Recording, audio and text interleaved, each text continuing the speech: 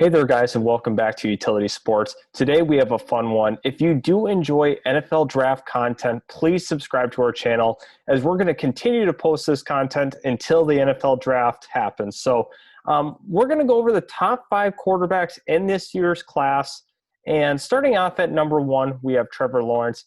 He is the consensus number 1 quarterback amongst most groups. And I think he has a lot to offer, right? So we oftentimes hear this guy is the best prospect since Andrew Luck. And I think that's very fair to say. Why do a lot of people say that? He has the prototypical size. He has the arm. He has the athleticism.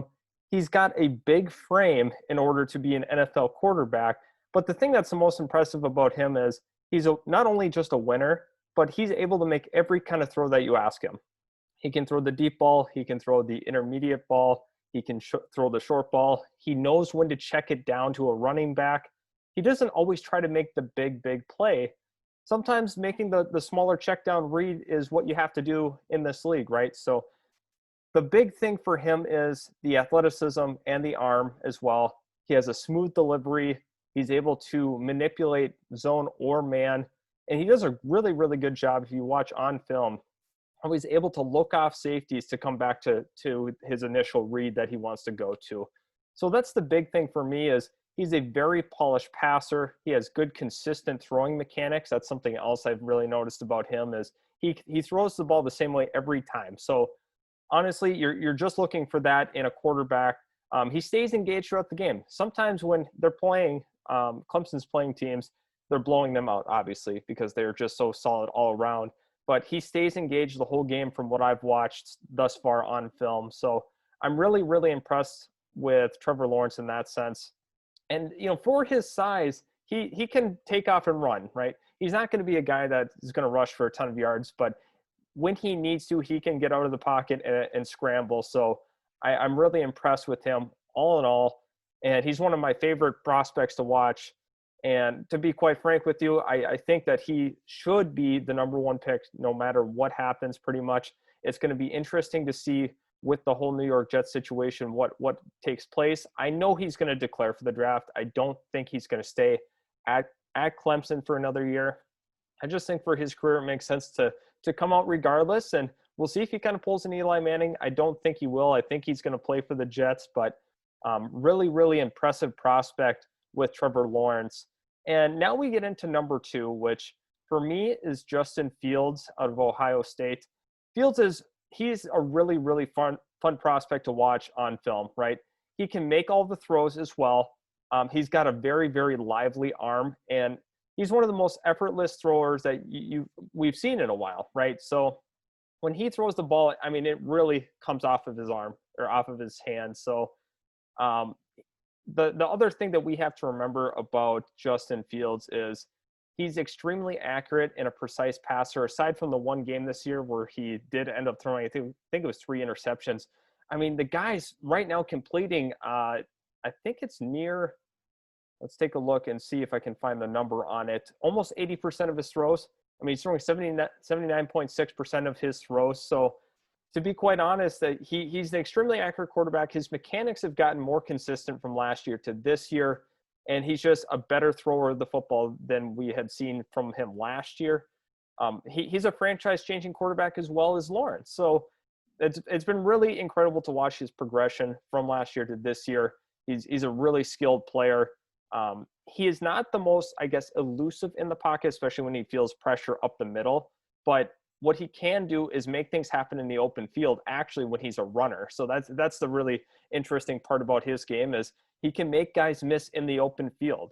And that's obviously important if he does decide to take off. He does take some risks with running the football, but he's a really, really fun and dynamic player to watch. But like I said, the things that really stick out to me is, I mean, he's extremely accurate and the ball really comes off of his hand nicely. So for whoever gets the number 2 pick, which we think will be the Jacksonville Jaguars, I think they're getting a special talent with Justin Fields at 2. It's the consolation prize to the ultimate Trevor Lawrence, like you would like. You want to end up with Trevor Lawrence at the end of the day, but getting a Justin Fields is not a bad consolation prize. I keep trying to preach this to people. some of the Jaguar fans. It's obviously you wanted Trevor Lawrence. That's what you wanted at the start of the year when we saw what the Jaguars were doing with their roster. But getting Justin Fields, you can feel really good about him as a quarterback coming into the league. He's a really fun prospect. Sometimes he takes a little bit.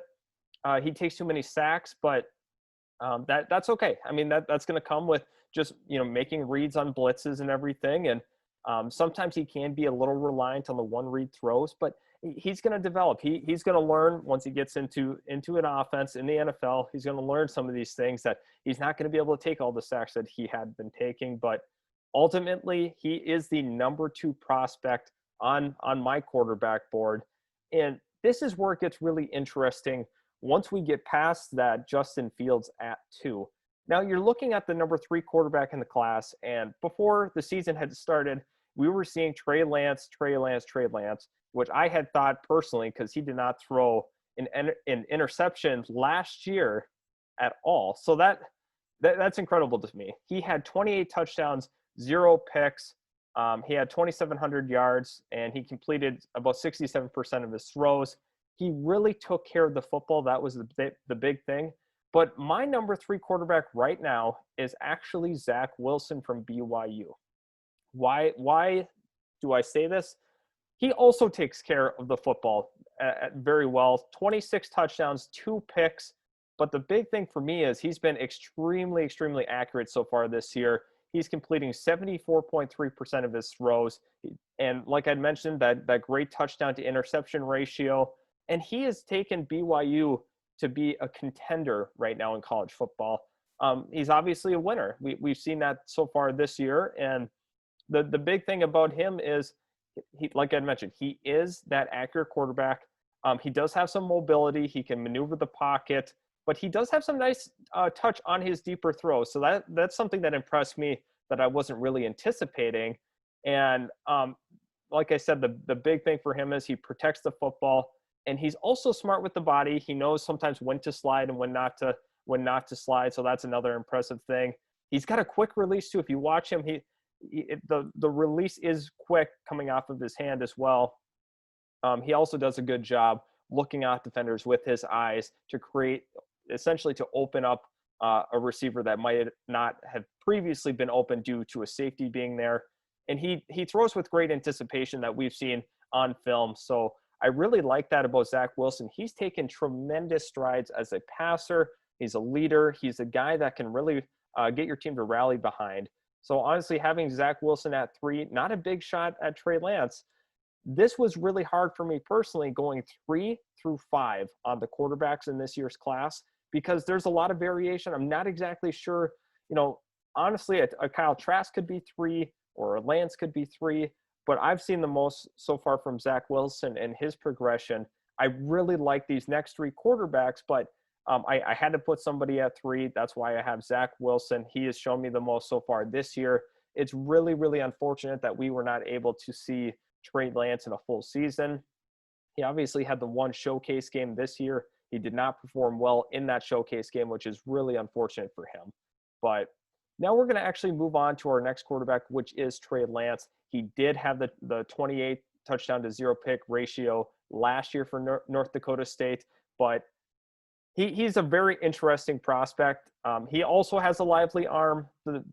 One of the knocks on Zach Wilson had been like his arm is not phenomenal in terms of arm strength, but you don't always have to have the biggest arm to be a successful quarterback in the NFL. We've seen that with Drew Brees. Guys that are accurate have their value in the league, but Trey Lance has a bigger arm, I would say, than Zach Wilson. But the thing that's kind of impressive about Lance is he's a guy that can actually get extra yards running the football. You watch his runs at North Dakota State when he's going up against defenders. He will not slide. So that goes into the strength category and the weakness category for me. He will not slide, but he does fight for extra yards. He's very impressive. He knows how to take care of the football. Like I said, he didn't have any interceptions last year. I think he only had maybe a couple fumbles. I think that was his only turnovers, but he takes care of the football. He obviously he's a winner. He knows how to win in college football. Obviously, that's not the biggest thing to be proud of, but like you don't want a quarterback that's obviously losing and losing and losing, because he knows how to get his team to victory. He's a competitive runner, like I said. He fights for yards. But the big thing for him is he throws at different kind of arm slots that we've seen on film. He can throw on the run with accuracy. He can do a lot of different things for you. So I think that's going to be kind of interesting to monitor with Trey Lance at North Dakota State. I really wish that he would have played the full season if they had permitted him to do so. Obviously, North Dakota State had only played the one game this year, but I really like Trey Lance. It's unfortunate that he didn't get that chance to prove himself once again. Sometimes the little bit of knocks that I do have on him is he does not keep his body always square to his target. I understand sometimes that is difficult to do, but sometimes he throws from the weird angles. Sometimes he does not have his body square to his target. But that's going to happen. And sometimes he is kind of predictive in the sense of he will take off running before he's gone through his reads. Unfortunately, it's not like a QB design run. It's just him making a quick read and basically taking off right away if it's not there for him, which is kind of unfortunate. And his throwing motion isn't always consistent from what I've seen on film. I take a look at the University of North Dakota game that they had played. Not always the same consistent mechanics, but honestly, if he can improve that consistency, he's definitely going to be a dangerous quarterback at the next level. And then my final quarterback, who is number 5, is Kyle Trask, which once again, he very well could go to number 4 after further film analysis. But at the moment, he is my number 5 quarterback. He does a pretty good job of taking care of the football.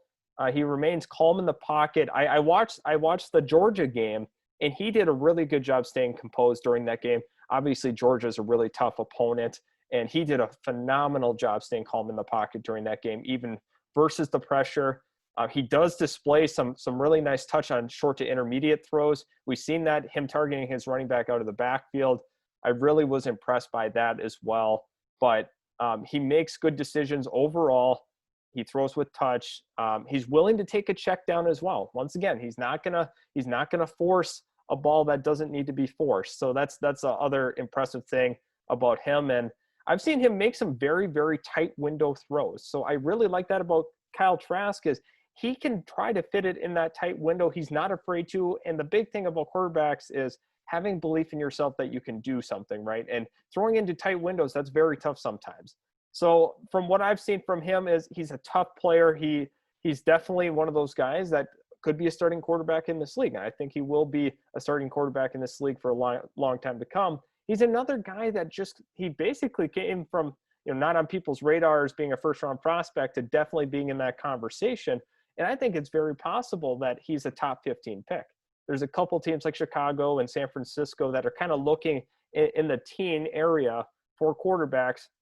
I think that's where we could see Zach Wilson, Trey Lance, and Kyle Trask all go in that, anywhere from the 8 to anywhere in the teen range. So there's a lot of quarterbacks that will be selected in the first round this year. Another quarterback to consider in terms of being selected in the first round is Mac Jones. He's done a phenomenal job at the University of Alabama so far this year.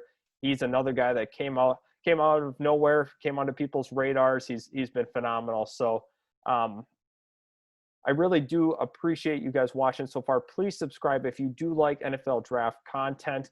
We're going to keep trying to push it out. I would like to hear your thoughts on what I've said so far. If you agree with the rankings, or if you think there's another guy that should be considered in this top 5. But for me, it's pretty set, the top 5. But the big thing is honestly the order.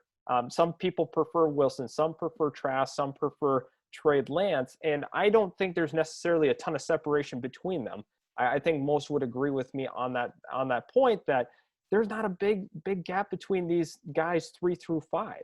And I think they've been really, really impressive this year. They all have certain qualities that, it kind of depends on what offense you want to run. If you want to run an offense where you need more of, quote, the game manager, I don't like using that term, but a guy that you don't need to necessarily stretch the ball down the field, maybe a Zach Wilson's kind of your look. Or if you're looking for a guy to have a vertically explosive offense, then you might opt to look at possibly a Trey Lance. It kind of depends. And you got to kind of look at it from the sense of how far can we develop these guys? Do we have a good staff in place? Do we have a good foundation of offensive line, wide receiver, tight end? And there's just a lot of factors that go into selecting a quarterback. Obviously, from my point of view, I can't interview these guys. I don't know what their personalities like. I don't know their leadership qualities.